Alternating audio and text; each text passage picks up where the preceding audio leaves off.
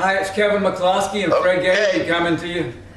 Hey Fred, how you doing from Alamance County? How are things down there? It's wet, but I'm staying dry. Doing well. It's very wet here too. I'm gonna call where I'm at Eastern Western Alamance, because I'm as far east as you can get in the state of North Carolina, but I'm still believe Western Alamance blue.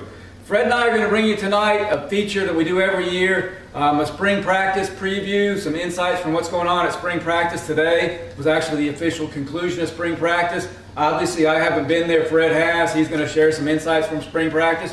And then we're going to go through the Warrior depth chart and look at position groups by position groups. Who left last year? Who are we losing out on? Who's coming back? And some of the key things to look out for in 2017. So Fred, let me tell you some feedback that I've been receiving from spring practice, and then I'll allow you to elaborate. Some of the adjectives I've heard are, and I'm quoting here, outstanding, smart, hardworking, exciting, new schemes, and numerous college coaches are interested in our players. How's that compare to what you've seen and heard? I would add in that matches up. I would add in focused and coachable are two words that I heard. And agree, there's been a lot of college coaches around. When I was there the other day, Coastal Carolina was there. I heard Purdue had been on the phone with Coach Snuffer. They mentioned Richmond had been there. Maryland had been there. They've had a couple of the academies through. I think Charlotte was there earlier today. So there's been a lot of colleges rolling through, and the coaches seem very excited and positive, and the kids seem excited and positive. That's great to hear. And what happens, and you've seen it before, is once Western Alamance gets on the recruiting map, and you know, historically we've had really good players, but for whatever reason, Western Alamance didn't get the publicity that some of the other schools get. Now we're getting it, and once one player gets it, it draws the other players. So if somebody's coming to see a Jake Chrisman or a Christian Daniels, they're going to see a Keontae Analyst or you know, Noah Turner. So they're going to see the other guys. Absolutely.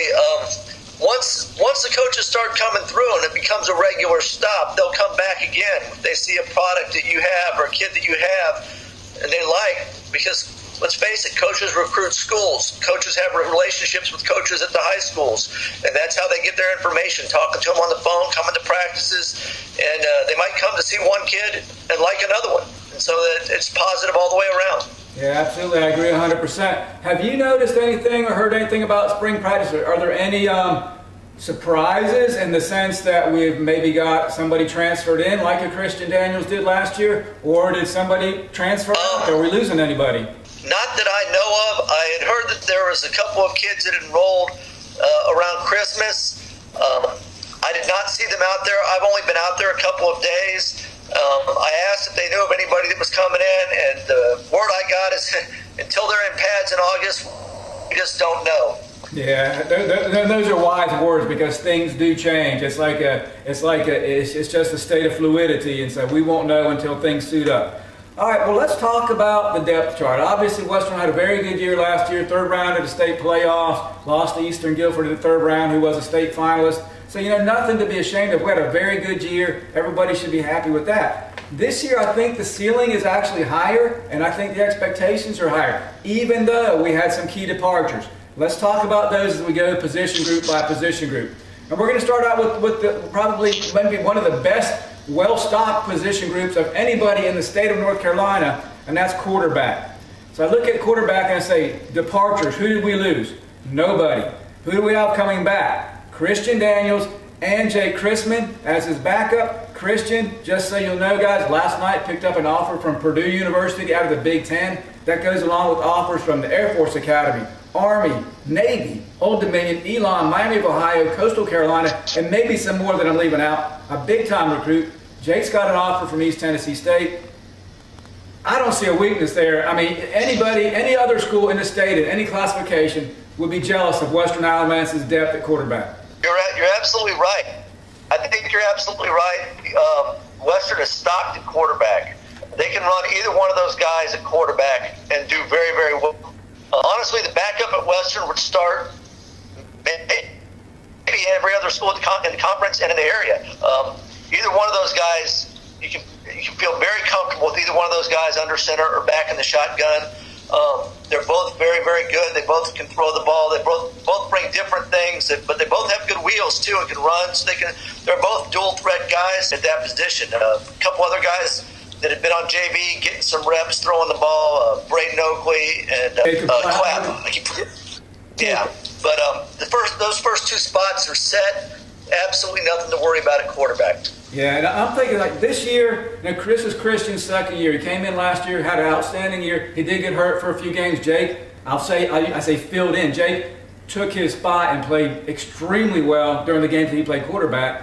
And so, obviously Christian's going to be the quarterback. Jake's going to be not the quarterback. But if something were to happen, Jake could easily take that spot and we wouldn't miss a beat, really. Mm-hmm. But the key this year to me is Christian. I mean, Christian, this is his second year in the program. He came in last year. Obviously, we had Darius Penix, who we'll talk about in a minute, who was, he was the focal point of the team. Darius has moved on to East Carolina to play football for the Pirates. This year is Christian's time to really step up, and Christian can dominate. He has the ability to dominate this game with his legs and his arm, just as you mentioned. What do you think about Christian's options this year? He can do it all. He just has to get the protection. If he's standing in the pocket, he throws a great ball. He throws a really good deep ball. I watched him throw today, and he's got to just find his options. You mentioned Darius being gone. Darius was option one that he threw to last year. This year, honestly, it'll be Jake. And somebody has to step into Jake's role. You're looking at a Braden Oakley or somebody like that. Perry Greason. But if Christian's given time, he can do some damage with his arm. And then when he runs the ball, we've seen him turn it on. I mean, he runs a 4.5 40 or maybe a little better than that. A 10.9 100. He's fast. So this year, I think it's just mindset that Christian has to take it to his mind that he's going to dominate. He is physically superior to pretty much anybody he's going to play, and he's just going to have to dominate. But let's talk about some of those weapons. Let's move over to running back. Obviously, we had Darius Penix. We lost Darius. He was a running back / wide receiver, primarily. A big loss there. And then Josiah Bellamy, who was not technically, he was a defensive end, but he played the running back spot a lot. So they're the ones we're losing. But what we have coming back is just as good. So we're very good shape at running back. When we return as seniors, Keontae Analyst and Jake Crispin, and I'll refer to them as Thunder and Lightning for obvious reasons if you follow Western Elements football. Keontae is a load at about 5'9", 5'10", 240 plus pounds of power, squats about 500 or more pounds. And then Jake is lightning. He reminds me of Brock Detheridge in that sense. He is just an extremely fast, quick, shifty running back and can just get out in space and create havoc. So we're in great shape there. Your thoughts on the running back positions, the main guys there? Exactly right. Jake's also a pretty physical kid. He can run inside when need be. You mentioned Keontae. He is an absolute load. He is, I think at the Shrine Bowl Combine, he weighed in at 242. Wow. And he does squat 500 pounds, so he's not going to outrun everybody like a Jake or a Christian can, but he can just run over somebody. Somebody else you're going to see coming back. But I think you'll see Braden Oakley getting some carries at running back, and I think he's probably the next option at running back. I don't know how they're going to choose to line him up. It's probably going to be formation dependent who's back there. You might even see a Perry Greason or Clapp at running back here and there. Yeah, absolutely. Braden's a weapon. We just got to figure out how to use him. But I'll talk about Jake for a minute, because we highlighted Christian at the quarterback position, obviously. Let's highlight Jake here for running back and wide receiver. Another young man who's going to be a senior this year. This is his year. He had a great year last year, but this is his year to really just absolutely shine and show everybody what he's got. And one thing about Jake that I've noticed, he got hurt a lot as a sophomore, playing varsity football as a sophomore. Last year, I don't think he missed any time or very little at all with an injury. He's bulked up, he's gotten stronger, he's gotten more durable, and he's retained his speed. So again, another exciting weapon for the coaches to use. Now, newcomers that could move into the running back spot, people that moved up from JV that caught my eye last year. John Peterson, John was a good hard runner, along with Trey Sharp. Those guys are almost identical size-wise, they're like clones of each other. And then you got another one, Spencer Wood. Don't forget the name Spencer Wood. Spencer is a bruising kind of back, north-south guy. He's not going to be shifty like Jake, but he's just going to run forward a la Keontae. Definitely not as powerful as Keontae, but Spencer's time is coming, so keep an eye on him. And then Jacob Clapp, as you mentioned, they call him fireman for a good reason. He's like a fire trying to put out. You can't catch him. All right, wide receiver. Moving on. Who we lose? Darius Penix, obviously one of the best receivers, one of the best players in the state last year. And Trayvon Williams. Trayvon, to me, we got to figure out who the next Trayvon is. We know what Darius did. Trayvon was the guy who had a good career. But as a senior is when he shined, is when he stepped up as a senior year and became a star. And we got to find that guy who's coming along as a junior, has done well, but who can step up and become the next Trayvon Williams and become a star in their senior year. So coming back at receivers, obviously Jake Crispin, we've already talked about Jake. And then a couple of guys, three guys I'm really excited about is Najon Howard, DJ Kirkland, and Perry Greason. Perry, not the biggest guy in the world, but he's fast and he has good hands. Najon is also good hands. DJ is an intriguing prospect to me. DJ has the height. He has the potential to go up there and do that jump ball that Penix was so famous for, where you just loft the ball up and let the guy spot it and high point it. So DJ has a chance there. Newcomers that I think could fill in that role somewhere, we might see them. Chandon Warren's coming up from JV. Jaden Neal, I remember. Jaden's another big receiver at 6'2 plus. And Nate Geiger. So what are your thoughts at wide receiver, Fred? All the same guys you mentioned. I'll mention Jacob Clapp again. He's catching the ball well and running some good routes. Don't forget about a Holden Walker, Noah McGee, Trey Sharp again, who you already mentioned. Another name I heard was, and I might say his first name wrong, was Dante Cooper. It was another name I heard mentioned that I saw out there. There's a lot of options. It's just a matter of who steps up and earns the playing time. Yeah, very true. Then we have the H-back or the tight end spot in the Western Alamance offense. Again, really, we didn't really lose anybody there. Coming back, we got two very good young men. Caden Rasco, probably the prototypical H-back tight ends position. And then you mentioned Braden Oakley before. Braden, who knows where Braden's going to play? I think that's a key to where's Braden going to play? He's going to play running back, tight end, linebacker, whatever. He can play in a lot of spots. And then newcomers, don't forget the name Lauren Carlton. Lauren, the female. Lauren had an outstanding career as a JV player. She just placed second as a sophomore in the discus. So she's strong, she likes to hit, and she's going to embarrass some guys, I'm telling you right now. Yeah, another name you're probably forgetting is Will Martin. You'll see him at tight end. Yeah, you're right. Yeah, I got Will put down for defensive line, but you're right. He can play that spot too. Okay, on the offensive line, we did have some big losses. We lost some guys like Coy Goss, Chase Alexander, Ivan Baez, and Noah Brown. Big losses. But we also have a lot of guys coming back, and let's mention them. Noah Turner is a potential star, especially in his specialty position of long snapper. We'll talk about that in a minute. You got guys with a lot of experience, a lot of heart. Matt Parsons, Caleb Woody, and we got some size in people like James Dixon. He's like around 330 pounds. Chandler Joyce, Alex Frisch, Miles McClain, a lot of other guys. I'm wondering myself, they're not real tall. Our offensive line are fairly short guys, but they're smart, they're agile, and they've got a lot of smarts. If we want to add some size, I'm wondering, could we bring over, say, a Tajay Bradshaw, who's 6'5", 225, or Dixon, who I've already mentioned, at 6'2", 330, and play them at offensive line. What are your thoughts on the line, Fred? There's a lot of guys to consider. I talked to Coach Melton today, and he said flat out, I'm going to play my best 5 guys. And you already mentioned the 3 guys coming back from last year, and Turner, Woody, and Parsons. Joyce, you mentioned Dixon and Bradshaw. The 2 names you didn't mention that I think you'll see at least one of them probably starting is Paco Hornaday, as well as a younger guy named Liam O'Toole, who has good size. And I saw him out there working with the first team some. So I think it's going to be like a 6 or 8 man battle for the 5 spots, and that's who you're looking at. Yeah, JVs that might move up. Last year, Tyler Dishner as a freshman, 6'2", 210, had a good year. I don't know if he's quite ready to move up the varsity yet or what he'll do, but he's a name to look out for. And then Jordan Chigubu. I thought Jordan had a good year, so keep an eye on them. Okay, let's move to defense now. Starts up front. Losses along the defensive front were heavy. We lose guys like Josiah Bellamy, Darius Penix, who played DE a lot, Jason Miller, who was just a blue-collar kind of guy that got the job done, Landon Williams, Chase Alexander. They're all gone. They're moving on to bigger and better things. Returnees, you mentioned them before.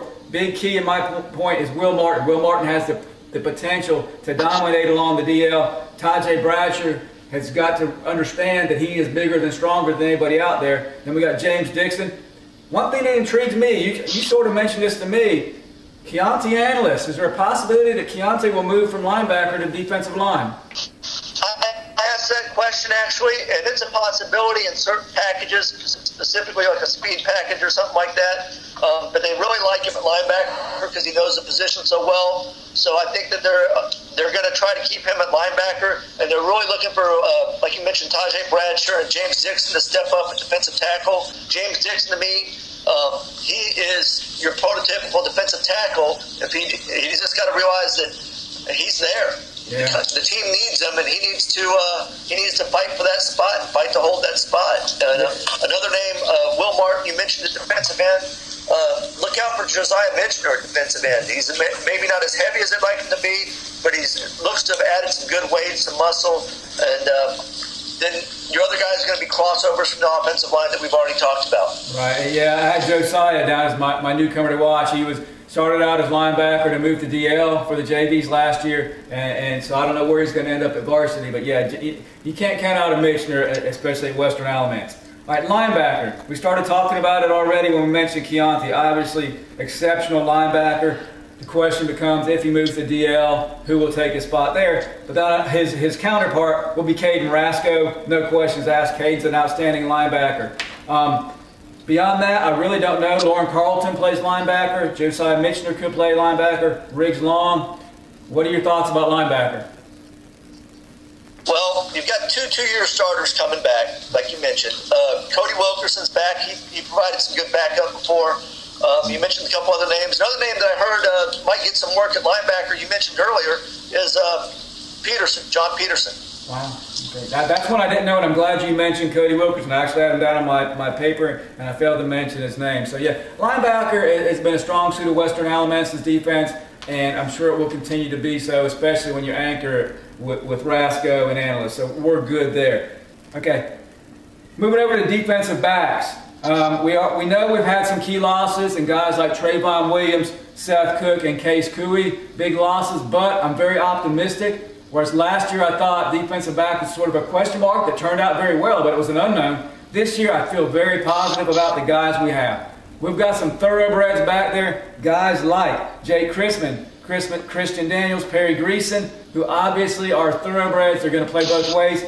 Nick Modlin, to me, is a key. Nick, I think, is this year's Trayvon Williams. He's the guy who, as a senior, who has had a solid career, but as a senior, is the one that's going to step up and make a real name for himself. You throw in a DJ Kirkland with his 6'+ size and jumping ability. Najon Howard, Holden Walker had some picks last year. Anytime we get a pick this year, everybody in Western Alamance, don't turn your heads, because every one of them has a chance of going back to the house when you got these guys back there. Fred, your thoughts on defensive back? I agree with you. I have the same names. I think DJ Kirkland holds down one of the corners probably. You got Perry and Nick back as safeties or covered in the slot. The question to me is who holds down the other corner.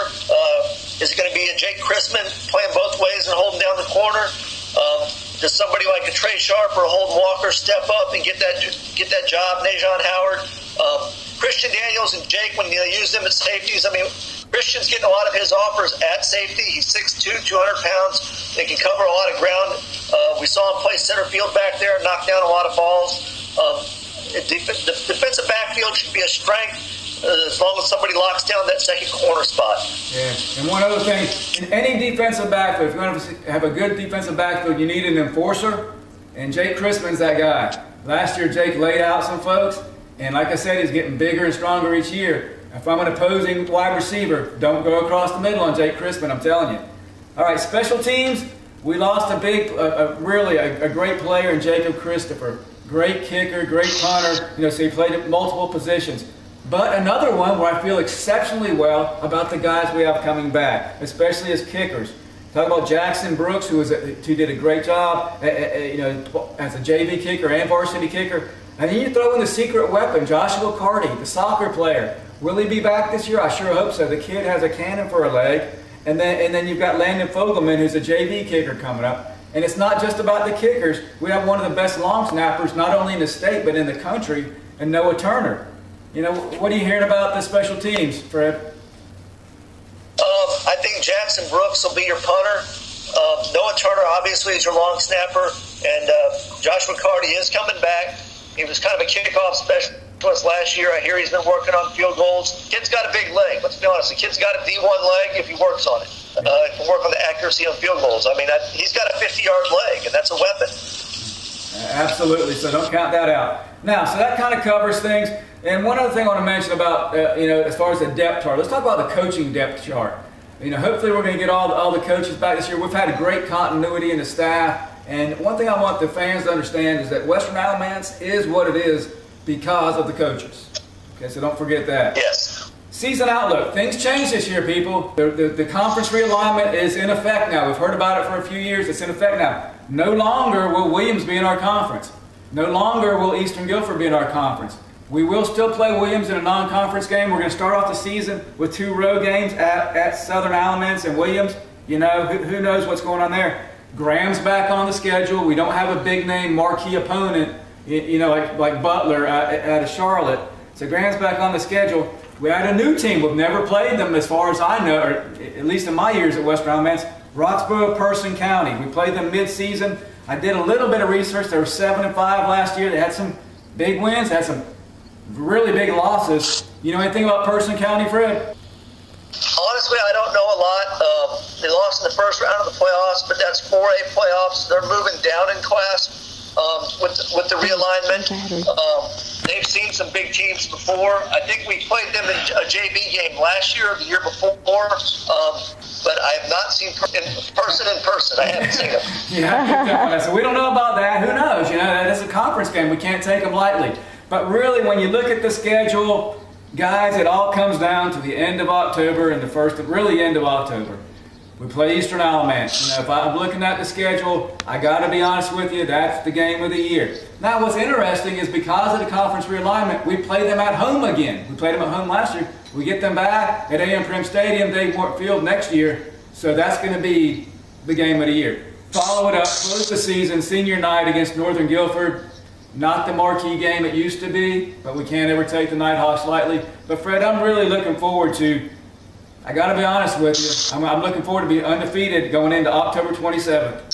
I think it's a distinct possibility. And to be honest, I think it's a distinct possibility that you could see Eastern and Western both undefeated coming to that game after looking at their schedules. I think that's if I had to predict right now, I think that's what happens. Yeah, I have to agree with you, barring any freak injuries or unforeseen things. That's what it looks like. So, guys, we're going to wrap it up here. We appreciate you spending your time with us tonight. We love talking Warrior football. We know you love listening. If we forgot to say your son's name or your daughter's name or whatever, we apologize. There's a lot of people out there. It wasn't an intentional oversight. But we're looking forward to it. It's going to be a great year. We'll be back in touch with you back in the August time frame as we get ready for that opening game on August the 18th. Southern Alamance. Fred, as always, thank you for your insight. We'll talk to you later, buddy. All right. Thanks for your time. Enjoyed it, Kevin, as usual. Thank you, sir. Bye.